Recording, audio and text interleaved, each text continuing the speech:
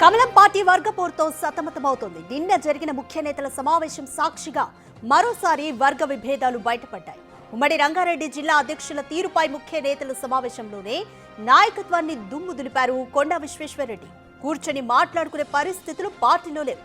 ఇదేం పార్టీ అంటూ ఫైర్ అయ్యారు. ఇది ఇలాగే కొనసాగితే ఇక మాట్లాడుకోవడాలు ఉండవు అంటూ కొండా స్వీట్ వార్నింగ్ ఇచ్చినట్లు సమాచారం.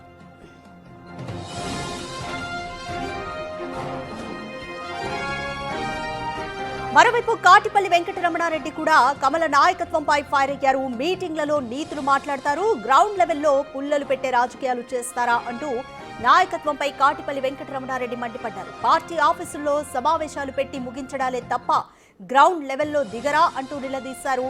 మీటింగ్లు దేనికి పనికొస్తున్నాయి? మీ సమావేశాల చుట్టూ తిరగాలా? మాకు పని పాట లేదా అంటూ నిప్పులు చెరిగారు.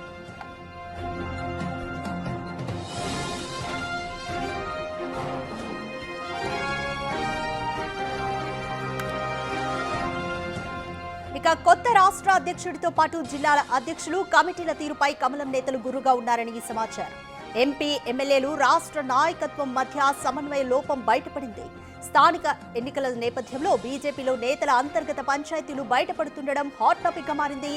జిల్లాల పర్యటనలో అధ్యక్షుడు రామచంద్రరావు కొంతమంది నేతలకే ప్రయారిటీ ఇస్తున్నారంటూ సమావేశంలో నేతలు అసహనం వ్యక్తం చేసినట్లుగా తెలుస్తోంది.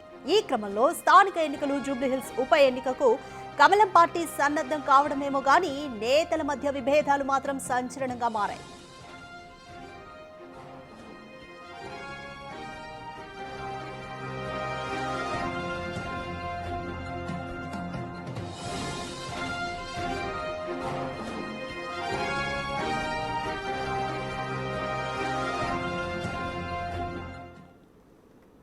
కమలం పార్టీ వర్గపోరుతో సతమతమవుతుంది. దీనికి సంబంధించి మోర్ డీటెయిల్స్ మా ప్రతినిధి వెంకట్ అందిస్తారు.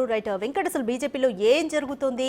అన్ని శాఖల మధ్య సమన్వయ లోపం అయితే క్లియర్ గా కనిపిస్తుందా? నేతలు కూడా ఒకరిపై ఒకరు అంటే నాయకత్వం పైన ఆరోపణలు చేస్తున్నారు. ముఖ్యంగా కొత్త అధ్యక్షుడి తీరు పైన కూడా ఆగ్రహం వ్యక్తం చేస్తున్నారు. కంప్లీట్ డీటెయిల్స్ ఏ విధంగా ఉన్నాయి?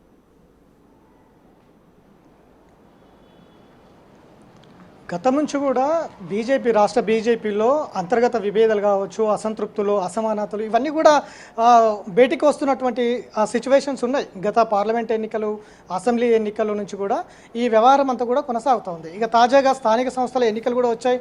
ఇటు జూబ్లీహిల్స్ ఉప ఎన్నిక కూడా రాబోతోంది. ఇవాళ రేపు నోటిఫికేషన్ కూడా ఎన్నికల కమిషన్ ఇచ్చేందుకు ప్రయత్నం చేస్తుంది. కానీ రాష్ట్ర బీజేపీలో మాత్రం వ్యవహారం మాత్రం అదేవిధంగా కొనసాగుతోంది. నిన్న తాజాగా రాష్ట్ర పార్టీ కార్యాలయంలో పదాధికారులు అంటే ముఖ్య నేతల సమావేశం నిర్వహించడం జరిగింది. సమావేశంలో కీలక నేతలు అంటే కొత్తగా ఎన్నికైనటువంటి రాష్ట్ర కమిటీ, అట్లనే ఎమ్మెల్యేలు, ఎమ్మెల్సీలు, ఎంపీలు, వీటితో పాటు జిల్లాల అధ్యక్షులు అందరూ కూడా సమావేశంలో పాల్గొనాలి. కానీ కీలక నేతలు ఎవరు కూడా సమావేశానికి హాజరు కాకుండా దూరంగా ఉండడం కావచ్చు, అట్లనే పాల్గొన్న నేతలు కూడా అసంతృప్తిని వ్యక్తం చేయడం కావచ్చు, ఇవంతా కూడా బీజేపీలో ఒక గందరగోళ పరిస్థితులను అయితే స్పష్టంగా బయటపడుతున్నటువంటి ఆ సిచ్యువేషన్ కనిపిస్తూ ఉంది.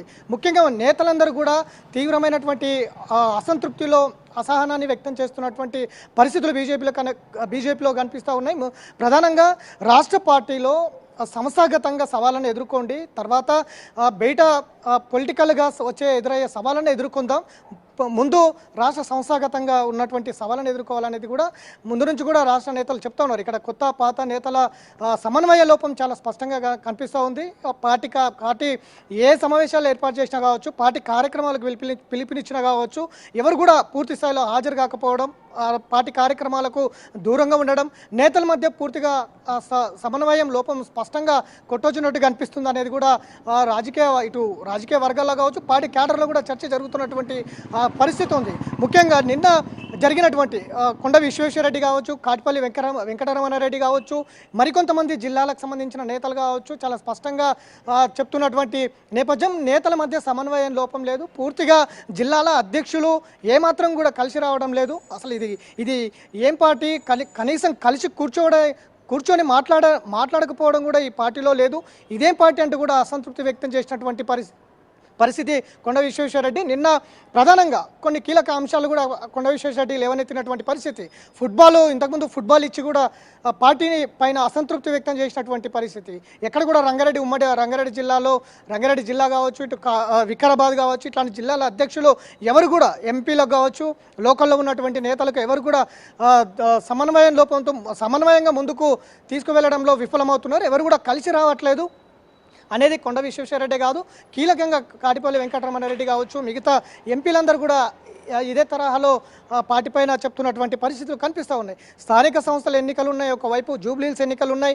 పూర్తిగా గ్రౌండ్ లెవెల్లో ఏ విధంగా ముందుకు వెళ్ళాలి, ఏ విధంగా లేదన్న దాని మీద పూర్తిగా కసరత్తులో రాష్ట్ర నాయకత్వం చేస్తుంది. కానీ నేతలు మాత్రం ఎవరి మాటలు వినడం లేదన్నది కూడా రామచంద్రరావు అధ్యక్షుడిగా వచ్చిన తర్వాత ఇదంతా కూడా కొంత అసంతృప్తిగా ఉన్నట్టు కూడా తెలుస్తూ ఉంది. రామచంద్రరావు కూడా పూర్తిగా నేతలు ఎవరు కలిసి రాకపోవడంతో, ఎమ్మెల్యేలు కావచ్చు, ఎంపీలు కావచ్చు, ఎవరు కూడా పూర్తి స్థాయిలో సహకరించడం లేదనేది కూడా అటు రామచంద్రరావు వర్గాలు కూడా చెప్తున్నటువంటి పరిస్థితి ఉంది. నూతనంగా కమిటీలు వేసుకున్నారు, అట్లనే జిల్లాల అధ్యక్షులు నియమించుకున్నారు, ఇటు బీజేపీకి ఉన్న 7 మోర్చాలకు అధ్యక్షులు నియమించుకున్నారు.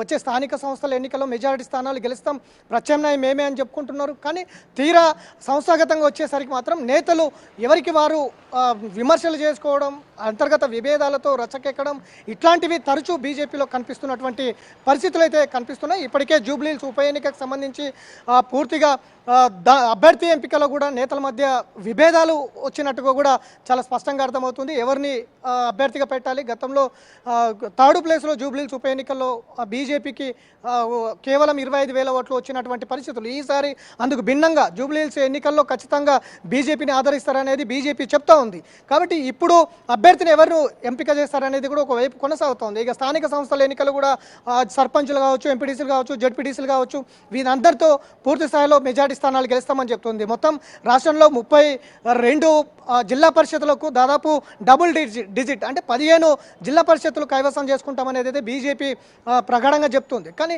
నేతల సమన్వయం లోపల చూస్తుంటే మాత్రం అందుకు భిన్నంగా కనిపిస్తున్నటువంటి పరిస్థితి. ఎవరిని ఎంపిక చేస్తారు, ఏ వర్గానికి ఎంపిక చేస్తారు, ఏ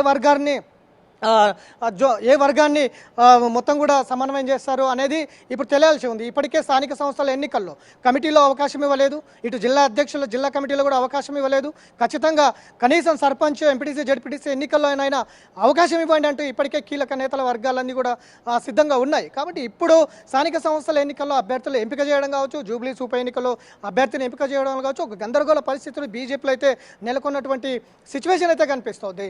ఇక రేపు ఎన్నికల నోటిఫికేషన్ వస్తున్నటువంటి సిచ్యువేషన్లో బీజేపీలో జరుగుతున్నటువంటి గందరగోళ పరిస్థితులు పూర్తి స్థాయిలో చర్చానీయాంశంగా మారుతున్నటువంటి పరిస్థితులు కనిపిస్తూ ఉన్నాయి. కాబట్టి ఇప్పటికే రాష్ట్రానికి ఇన్ఛార్జీలు ఈ పంచాయతీలు భరించలేక రాష్ట్రానికే రావడం మానేశారనేది కూడా ఒకవైపు చర్చ జరుగుతున్నటువంటి పరిస్థితుల్లో స్థానిక సంస్థల్లో మెజారిటీ స్థానాలు సాధిస్తామని చెబుతున్నటువంటి బీజేపీ వచ్చే కాలంలో ఏ విధంగా ముందుకు వెళ్తుంది, ఏ విధంగా సంస్థాగతంగా కావచ్చు సవాళ్ళను ఎదుర్కోవడం కావచ్చు, స్థానిక సంస్థల్లో మెజారిటీ స్థానాలు సాధించడం కావచ్చు, ఇవన్నీ కూడా ముందున్న సవాలు రామచంద్రరావు. కాబట్టి అందరినీ కూడా ఏ విధంగా సమన్వయం చేసుకుంటారు, కొత్త పాత నేతల పంచాయతీలు ఏ విధంగా చక్కబెడతారు, లోకల్ స్థానంలో ఏ విధంగా మెజారిటీ స్థానాలు సాధిస్తారు, వచ్చే సార్వత్రిక ఎన్నికలకు ఏ విధంగా సిద్ధమవుతారు అనేది అయితే సస్పెన్స్ కొనసాగుతుంది. Radhika, thanks for the update Venkat.